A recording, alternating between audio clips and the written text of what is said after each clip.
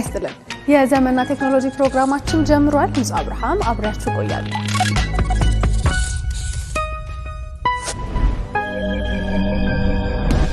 ለስምንተኛ ዙር የተከናወነው የአረንጓዴ አሻራ መርሃ ግብር የኢትዮ ቴሌኮም የሥራ ኃላፊዎችና ሰራተኞች እንጦጦ በመገኘት አሻራቸውን አሳርፈዋል።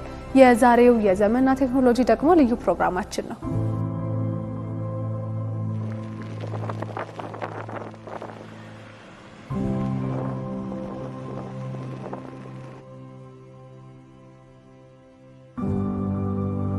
እንኳን ለአረንጓዴ ኢትዮጵያ ተስፋን እንትከል በሚል መሪ ቃል ለሚከበረው 8ኛው ሀገራዊ የአረንጓዴ አሻራ መርሃ ግብር በሰላም አደረሳችሁ፣ በሰላም አደረሰን። እንኳን ደህና መጣችሁ። ኢትዮ ቴሌኮም ላለፉት 7 ዓመታት በተካሄዱት የአረንጓዴ አሻራ ዘመቻዎች በመላው ሀገሪቱ የነቃ ተሳትፎ እያደረገም ቆይቷል። ኢትዮጵያን በቴክኖሎጂ የታጠቀች ንቁ ተወዳዳሪ ለማድረግ በርካታ ስራዎችን ይሰራል። ይህ የአረንጓዴ ኢኮኖሚ ግንባታ በቴክኖሎጂ ብቻ የተወሰነ አይደለም ማለት ነው። እንደዚህ ያሉ ደግሞ እንደ ዛሬው አይነት መርሃ ግብሮችን ከናንተ ከውድ አጋሮቻችን ከመስተዳድሮች ጋር ሆነን ለባለፉት 7 ዓመታት ስናከናውን ቆይተናል። ገቢን ማሳደግ ብቻ በቂ አይሆንም ማለት ነው። አየር ንብረታችንን አካባቢያችንን መጠበቅ ወሳኝ ነው። ይህንን በሚገባ የተረዳው ኢትዮ ቴሌኮም በቁርጠኝነት በስትራቴጂ እንደዚሁም አስፈላጊውን በጀት ሁሉ መድቦ ነው ይሄንን ያደርገው ማለት ነው።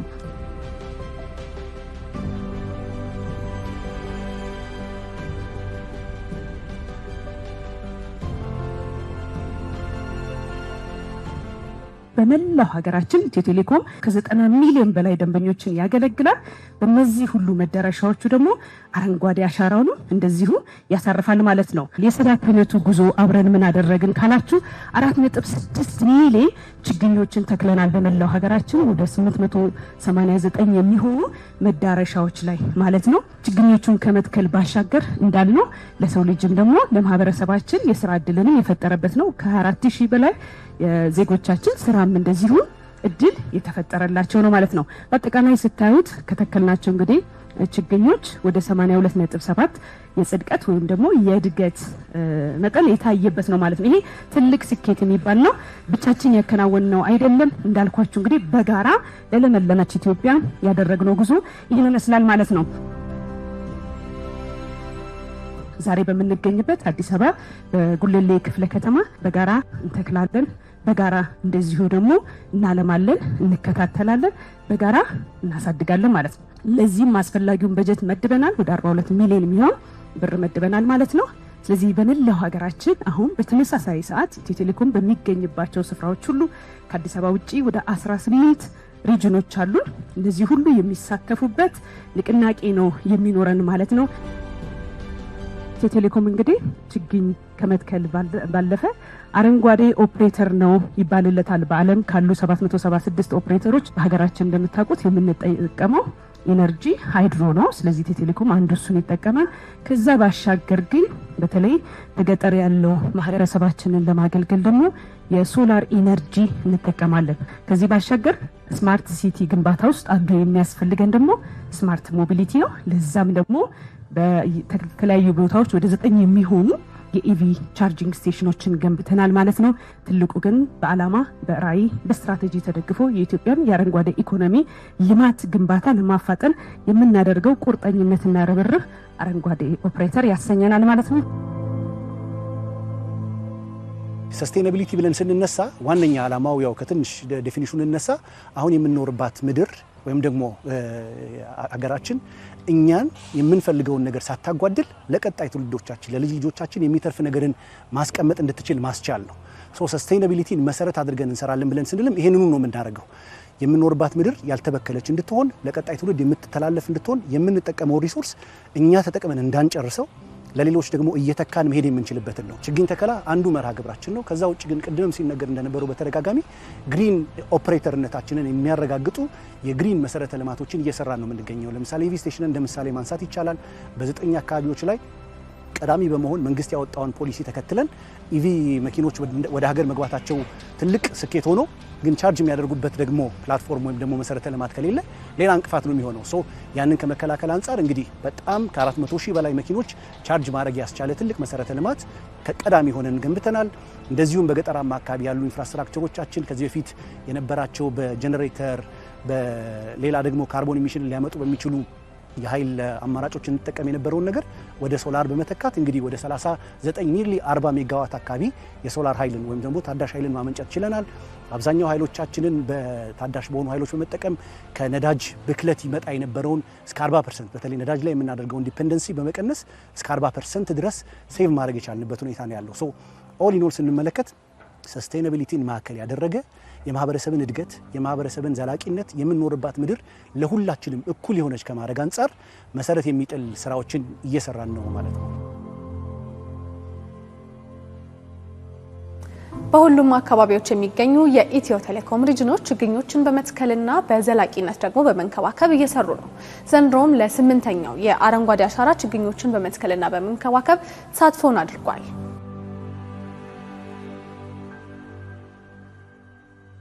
ላለፉት 7 ዓመታት በተለይ ከችግኝ ተከላ ጋር በተገናኘ በመላው ሀገሪቱ ባሉን ፕሬዘንሶች ከ4.6 ሚሊዮን በላይ ችግኞችን መትከል ችለናል። አሁን ላይ ደግሞ በ8ኛው ዙር ወደ 250,000 በላይ ችግኞችን ለመትከል ዝግጅት አድርገን ነው የምንገኘው። እንግዲህ ችግኞችን መትከል ብለን ስናወራ ችግኞችን ለመርሃ ግብር ለማሟላት በየቀኑ ተክሎ ብቻ መሄድ ብቻ ሳይሆን አመቱን ሙሉ በቂ የሆነ በጀት መድቦ ለሚንከባከቡ ሰዎች ደግሞ የስራ እድልን ከመፍጠር አንጻር ትልልቅ ስራዎችን እየሰራ ነው የሚገኘው።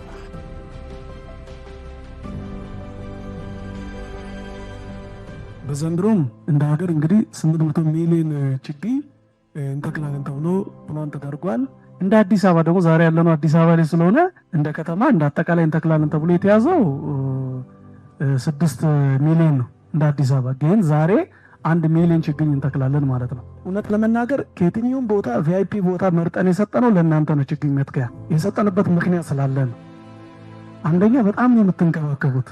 እዚያም ከጀርባ የተተከለው በጣም በጥሩ ሁኔታ ነው ያለው። ስለዚህ ኢትዮ ቴሌኮም ይሄን ያህል የሚሰራ ከሆነ ብለን እዚህ ጉለሌ ካሉ ብራንቾች ጋር ከነ ፍሬ ጋር ሆነን ቦታ በልዩ ሁኔታ ማለት በልዩ ሁኔታ እዚህ ኮሪደር የሚለማበት ቦታ ላይ ይሰጣቸው ብለን ነው የፈቀድነው። የኢትዮ ቴሌኮም የአረንጓዴ አሻራ መርሃ ግብር ከኢትዮ ቴሌኮም ማህበራዊ ኃላፊነቶች ዋናው ሲሆን ለሰራተኞቹ ደግሞ የዜግነት ኃላፊነት የትውልድ አሻራ አበርክቶ ነው። ከዓመት ዓመት በጣም ይሄን ቀን በጉጉት እንድንጠብቀው የሚያደርገን የሰራተኛው ተሳትፎ ነው። በነገራችን ላይ ቅድም እንዳልኩት በ18 ቦታዎች ነው እንግዲህ ይሄኛውን ስንጨምር ደግሞ 19ኛ ማለት ነው። እስካሁን ባደረግነው 7 ዙር ከ880 አካባቢ ቦታዎች ላይ ነው የችግኝ ተከላ መርሃ ግብርን ያደረግነው። ሁሉም ሰው በጉጉት ነው የሚጠብቀው። ቅድም እንዳየኸው ችግኞቹን ይዞ በርብርብ ችግኞቹን እየተከለ ነው የሚገኘው። ያው እንዳየነው እኛ ብቻችን አለ ምን ተክለው ከኛ ጋር አብሮ የሚሰሩ የውጭ ዜጎች ፓርትነሮቻችንን ጨምሮ ከአካባቢው ማህበረሰብ ጋር በጋራ ነው የምንተክለው። ይሄ አንዱ ደግሞ ከማህበረሰቡ ጋር ያለንን መስተጋብር የበለጠ የምናጠናከርበት እድል ወይም ደግሞ ፕላትፎርም ነው ብለን ነው የምንወስደው። አበበ አንበው ባላለሁኝ ከመጀመሪያው ዙር ከአንደኛው ጀምሬ ነበር ሲሳተፍ የነበረው። ያው ኢትዮ ቴሌኮም በብዙ ዘርፎ ነው እንግዲህ ተሳትፈው እንደ ሀገርና እንደ ዲጂታል ኢኮኖሚን ቢውል ከማድረግ አንጻር ያለው እውነት ለመናገር ስሜቱን መግለጽ አንዳንዴ ይቸግራል። ግን ያው እንደ አንድ ኢትዮጵያዊ እንደዛም ደግሞ እንደ አንድ የኢትዮ ቴሌኮም የስራ አመራር እዚህ ላይ በመሳተፌ ኢትዮ ቴሌኮም እያደረገ ካለው አጠቃላይ የዲጂታል ኢኮኖሚና የአረንጓዴ አሻራ ከማሰረፍ አንጻር እዛ ላይ ያለኝን ድርሻ እጅግ በጣም ደስተኛ ነኝ። መግለጽም አንዳንዴ ይቸግራል እውነት ማለት ነው። እንደዚህ ጋር በዚህ የሀገራት ለምሳሌ አሁን ባለንበት ዘመን በትልቁ ምድራችንን እያጠፋ ያለው የአየር ብክለት ነው።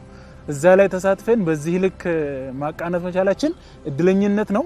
ስለዚህ ደስተኛ ነኝ፣ ሁሌም ደስተኛ ነኝ ማለት ነው። ማቴዎስ መኩሪያ ከኮሙኒኬሽን ዲቪዥን ኩባንያችን እንደ ግሪን ኦፕሬተርነቱ እንዲያሉ ነገሮችን እንደ ስትራቴጂ ስለያዛቸው በየአመቱ ለ7 ጊዜ ያድርገናል። ዛሬ ደግሞ 8ኛው ዙር እየተከልን ነው። ወደ ጫካነት ሁሉ የተቀየሩ ችግኞቹ ለምልመው ያየናቸው በብዙ ቦታዎች ላይ ያሉ። ስለዚህ ደስ የሚል ነው። እንግዲህ እነዚህም ችግኞች ደግሞ በተስፋ እየተከልናቸው ነው ማለት ነው።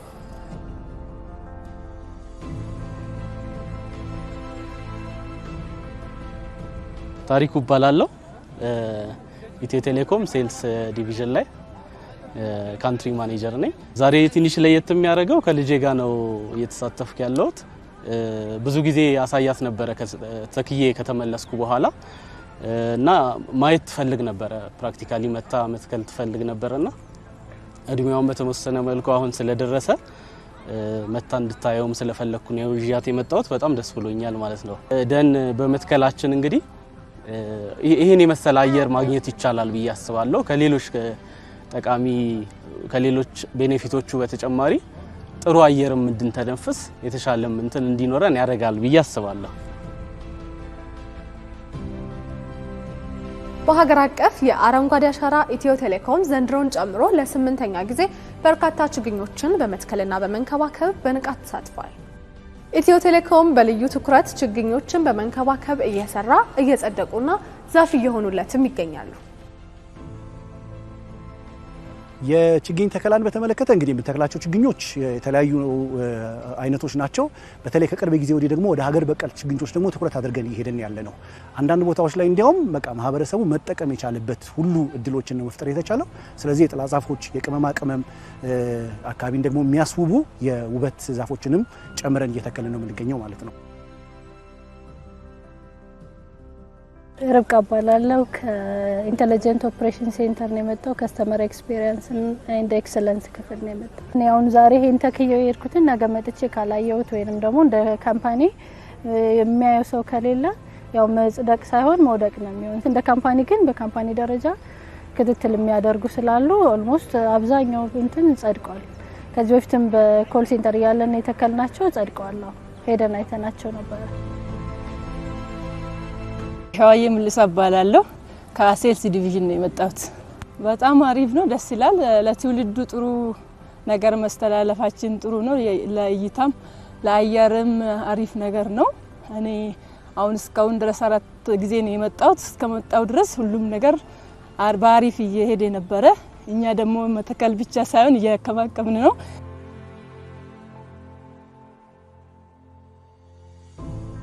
ሸዋዬ ክብረት ባላለው ከማርኬቲንግ ፕሮዳክት እና ሰርቪስ ፖርትፎሊዮ ማኔጅመንት ኤክስፐርት ነኝ። ለትውልድ የሚተላለፍ አሻራን አንተ አካል ሆነ ያንን ነገር ማድረግና እዛ ላይ ተሳትፎ ማድረግ ትልቅ ስሜት አለውና እኔ በጣም ደስተኛ ነኝ። ኢንቫይሮንመንታል እንትን ፕሮቴክት ለማድረግ ደግሞ የሚሄደው ርቀት በየጊዜው እነዚህን ሁሉ ሰራተኞች አሳትፎ ከዛ የዛ አካል ማድረግ ትልቅ መታደል ነው ብዬ ነው የማስበውና ኢትዮ ቴሌኮም ደግሞ ያንን ተግብሯል ብዬ አምናለሁ። ጌታውን ተስፋ ይባላልው ከኢንተለጀንት ኦፕሬሽን ሴንተር የኮንሱመር ሰርቪስ አሹራንስ አናሊቲክስ ክፍል ማናጀር ነኝ፣ ስራ አስኪያጅ። እጃችን ቆሻሻ ነው አይደል? የቆሸሹ እጆች የሰራተኛ ምልክት ናቸው። ከጀርባቸው ደግሞ ፖዚቲቭ ኢምፓክት አላቸው በሀገራዊ ግንባታ ማለት ነው። እንደሚታወቀው ኢትዮ ቴሌኮም በዲጂታሉ ብቻ ሳይሆን ደግሞ በኢንቫይሮንመንታል ኢኮሲስተም ጋር ተያይዞ ትልቅ አሻራ የራሱን ድርሻ እየተወጣ ያለ የዛ መስሪያ ቤት ደግሞ አባል በመሆኔ በጣም ኩራት ይሰማኛል።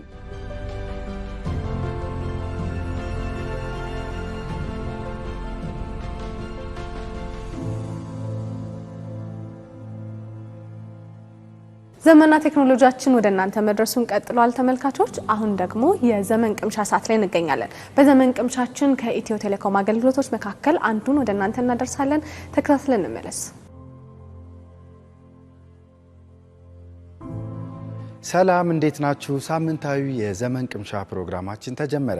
በዛሬው የዘመን ቅምሻ ፕሮግራማችን በቀላሉ የኢትዮ ቴሌኮም ቴሌብር መተግበሪያችን ላይ ገብተን እንግዲህ የኢቪ መኪኖችን ቻርጅ ስቴሽን ወይም በአማርኛው ደግሞ የኤሌክትሪክ መኪና ተሽከርካሪዎችን እንግዲህ ቻርጅ ማድረጊያ ጣቢያዎች በቀላሉ የት እንደሚገኙ እንዴት እንደምናይ፣ እነዚህን ጣቢያዎች ደግሞ በአካባቢያችን ያሉትን ማየት ብቻ ሳይሆን እነዛ ጣቢያዎች ላይ ምን ያህል ስቴሽኖች ወይም በጣቢያ ውስጥ ምን ያህል ቻርጅ ማድረጊያ ቦታዎች እንዳሉ፣ እነዛ ቦታዎች ክፍት ናቸው፣ ሰው እያደረገባቸው ነው፣ እያደረገባቸው ከሆነ ደግሞ ምን ያህል ፐርሰንት እያደረገ ነው ያ መኪና፣ እያንዳንዷን ገብተን እነሱን ሁሉ የምናይበትን መተግበሪያ እንመለከታለን።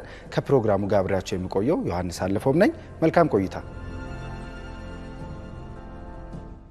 ተመልሰናል ውድ ተመልካቾቻችን በመግቢያ ላይ ጠቀስ ለማድረግ እንደሞከርኩት እንግዲህ በዛሬው የዘመን ቅምሻ ፕሮግራማችን የምንመለከተው የኢቪ ቻርጅ ስቴሽኖች ወይም ደግሞ የኤሌክትሪክ ተሽከርካሪ እነዚህ ቻርጅ ማድረጊያ ጣቢያዎችን በቴሌብር ሱፐር አፕ መተግበሪያችን ላይ ገብተን የት እንዳሉ እንዴት እንደምናይ እንዲሁም ደግሞ ዝርዝር ሌሎችንም የስቴሽኑ ወይ የጣቢያውን ዝርዝር መረጃ ደግሞ እንዲሁ ከዛው ከአፕሊኬሽኑ ወይም ከሚኒ አፕሊኬሽኑ ሳንወጣ እንዴት እንደምናይ ነው።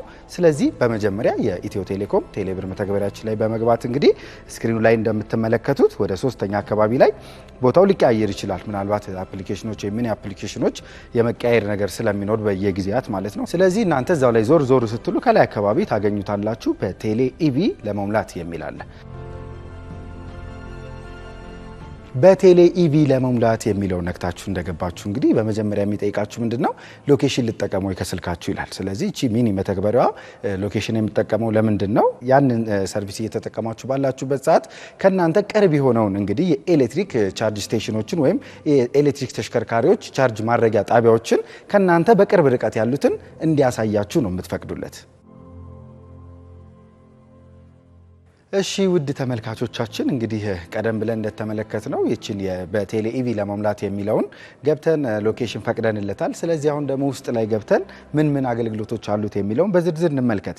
ስለዚህ ስክሪኑ ላይ እንደምትመለከቱት እንግዲህ በቀኝ በኩል 3 ዶቶች አሉ።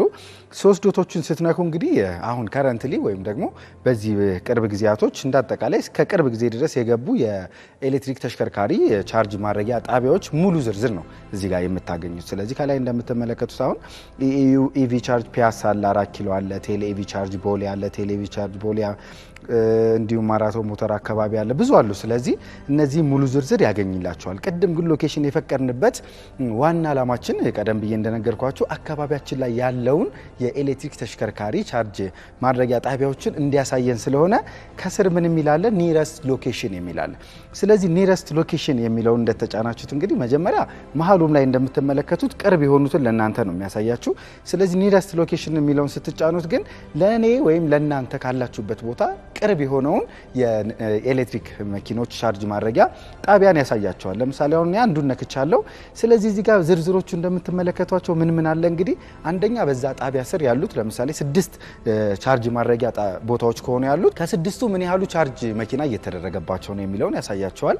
አይድል ከሆኑ ደግሞ 3ቱ ለምሳሌ እያደረጉ 3ቱ ደግሞ ምንም መኪና እያላደረገባቸው ከሆነ 3ቱን አይድል ብሎ ያሳያቸዋል። ካልሆነም ግን ኢቭን 6 ሆኖ 6ቱን ቢያዙ እንኳን 6ቱ እያንዳንዱ መኪና ማለት ነው ምን ያህል ቻርጅ ደርሷል ወይም ደግሞ ለምሳሌ ልንሄድ አስበን ከርቀት ስናይ አንዱ 95% ደርሶ ከሆነ ስለዚህ እዛ አካባቢ እስከምንደርስ ድረስ 100 እንደሚሞላ ስለምናቅ አትሊስት አጀስት ለማድረግ ይጠቅመናል ማለት ነው። ስለዚህ የእያንዳንዱ መኪና ምን ያህል ቻርጅ ደርሷል፣ ምን ያህል እያደረገ ነው፣ ከስንት ሰዓት በኋላ ያልቃል የሚለውን ግምትም እንግዲህ መገመት እንችላለን ማለት ነው። ውድ ተመልካቾቻችን በዛሬው የዘመን ቅምሻ ፕሮግራማችን እየተመለከትን ያለነው እንግዲህ የቴሌ ኢቪ ስቴሽን ቻርጅ ማድረጊያ ስቴሽኖች ወይም ጣቢያዎች ላይ ነው ትኩረት አድርገን እያየን ያለነው። ስለዚህ እነዚህ ጣቢያዎች ላይ እንግዲህ ከሄድን በኋላ ምንድነው የምናደርገው?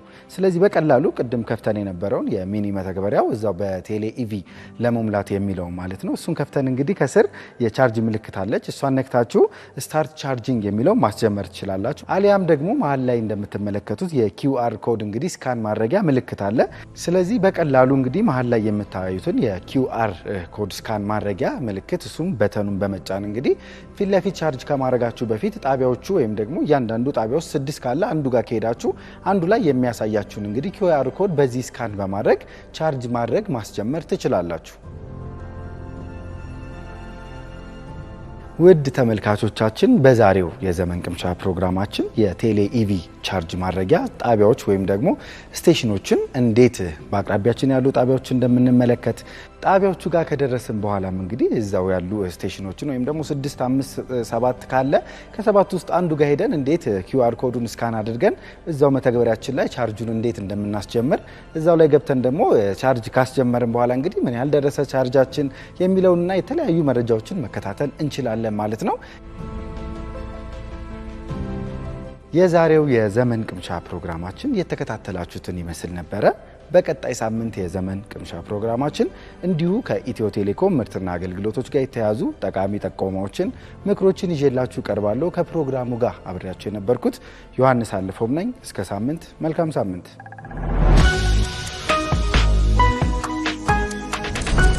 ሁሌም ኃላፊነታችንን እንወጣ ለትውልድ አሻራችንን እናኖር እያለን የዘመንና ቴክኖሎጂ ልዩ ፕሮግራማችንን በዚህ እናበቃለን። ንጹህ አብርሃም አብሬያችሁ ቆየሁኝ። መልካም ሳምንት ተመኘውላችሁ።